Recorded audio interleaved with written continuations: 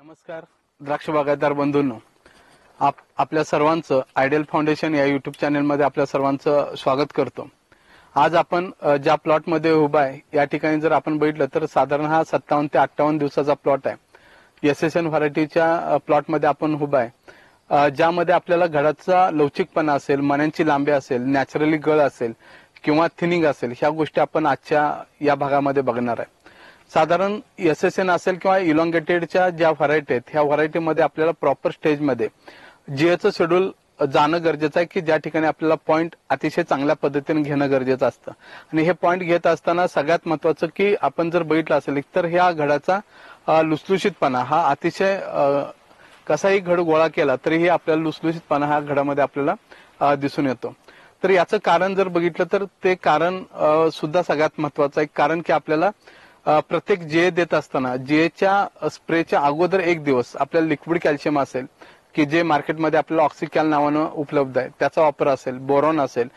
Chelated zinc असेल आणि सगळ्यात महत्वाचं पिट्युअल अनालिसिस नुसार अन्नद्रव्य व्यवस्थापन जर चांगलं केलं तर घडाचा लवचिकपणा असेल, घडाचा लुसलुशीतपणा असेल हा अतिशय चांगल्या पद्धतीने आपल्याला त्या ठिकाणी घेता येऊ शकतो।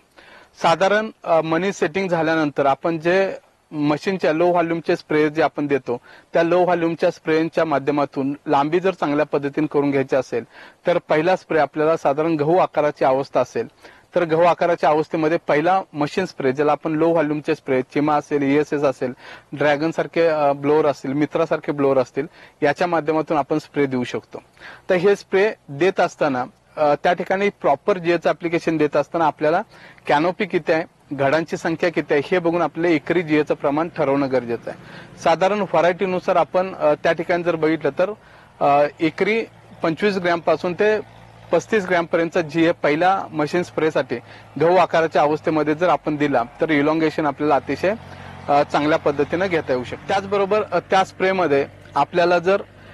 चांगल्या पद्धतीचा पीएच बॅलन्सर करून घेणं गरजेचं आहे। त्याच ठिकाणी आपल्याला पीएच डॉक्टर सारखे औषधं असतील याचा वापर आपण पाण्याचा पीएच किती आहे बघून आपल्याला जीएच्या पाण्याचा पीएच हा 4.5 ते 5.5 ठेवणं गरजेचं आहे, जेणेकरून घडाचा देठ हा जास्त जाड न होता, मण्याचा देठ जाड न होता लवचिक घड आपल्याला त्या ठिकाणी ठेवता येऊ शकेल, इलॉंगेशन चांगल्या पद्धतीने आपल्याला त्या ठिकाणी घेता येऊ शकेल।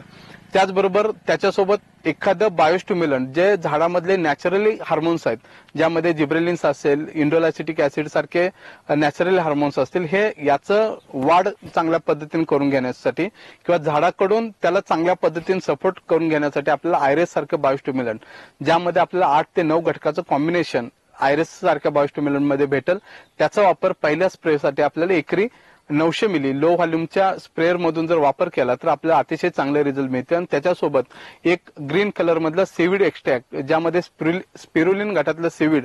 जर आपण वापर केला तर घडाचा लस्टर, शायनिंग हे सुद्धा अतिशय चांगल्या पद्धतीने घेता येऊ शकतं, मण्याची लांबी चांगल्या पद्धतीने घेता येऊ शकते।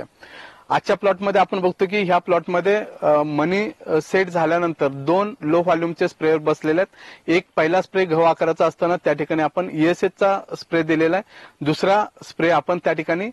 टचिंग स्प्रे जो आपण म्हणतो ज्यामध्ये आपल्याला 20 ते 25 ग्रॅम जीए प्रति एकर, त्याच्यासोबत रेस्कोर सारखं बायोस्टिम्युलंट, सीवीड मध्ये आपल्याला ऑक्सिग्रीन ग्रीन कलरचं सीवीड आणि त्याच्यासोबत चिलेटेड झिंक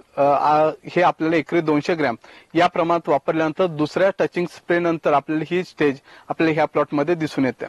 तर ह्या प्लॉटमध्ये जर बघितलं तर मण्यांची संख्या ही सुद्धा मेंटेन ठेवण्या दृष्टीने काम केलेलं आहे। घडाच्या लांबीनुसार आपल्याला 80 मण्यापासून ते 120-130 मण्यापर्यंत मण्यांची संख्या आपण या ठिकाणी मेंटेन ठेवण्याचा प्रयत्न केलेला आहे, जेणेकरून त्याची लांबी ही आपल्याला अतिशय चांगल्या पद्धतीने ठेवता येऊ शकेल, टिकवता येऊ शकेल। तर या पद्धतीने पहिल्या 2 स्प्रेचं नियोजन जर आपण केलं तर इलॉंगेशन हे चांगल्या पद्धतीने ठेवता येतं। मार्केटमध्ये जर बघितले तर भरपूर बायोस्टिम्युलंट आहेत, पण त्या बायोस्टिम्युलंटचा वापर करत असताना तात्पुरती लांबी न मिळता ही लांबी जास्तीत जास्त दिवस टिकून ठेवायची असेल तर त्या ठिकाणी आपल्याला पिट्युअल अनालिसिस नुसार नायट्रोजनच्या लेवल असतील, कॅल्शियमच्या लेवल असतील, बोरॉनची लेवल असेल, झिंकची लेवल असेल, हे आपण 40 ते 45व्या दिवशी पानदेट परीक्षण असेल किंवा त्याच्या अगोदर आपण 22 ते 25व्या दिवशी केलेलं पानदेट परीक्षण याच्यानुसार न्यूट्रिशन लेवल जर चांगल्या ठेवल्या तर नक्कीच आपल्याला त्या ठिकाणी इलॉंगेशन असेल, घडाची मजबूती असेल, घडाची साईज असेल, घडाचा आकार असेल हे अतिशय चांगल्या पद्धतीने आपल्याला त्या ठिकाणी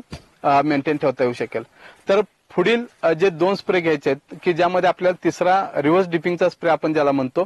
तो स्प्रे असेल किंवा चौथा मशीनचा स्प्रे असेल तर त्यामध्ये आपण कशा पद्धतीने नियोजन करायचं हे येणाऱ्या भागामध्ये आपण त्या ठिकाणी बघूयात. तर यासारखी माहिती आपल्याला जास्तीत जास्त लोकांच्यापर्यंत पोहोचवायची असेल किंवा माहिती घ्यायची असेल तर आयडियल फाउंडेशन या युट्यूब चॅनेलला सबस्क्राईब करा. त्याचबरोबर होय आम्ही आयडियल शेतकरी या फेसबुक ग्रुपला जॉईन व्हा, जेणेकरून द्राक्ष शेती किंवा इतर शेतीमधले बदल आपल्याला त्या ठिकाणी चांगल्या पद्धतीनं पाहायला मिळतील. धन्यवाद.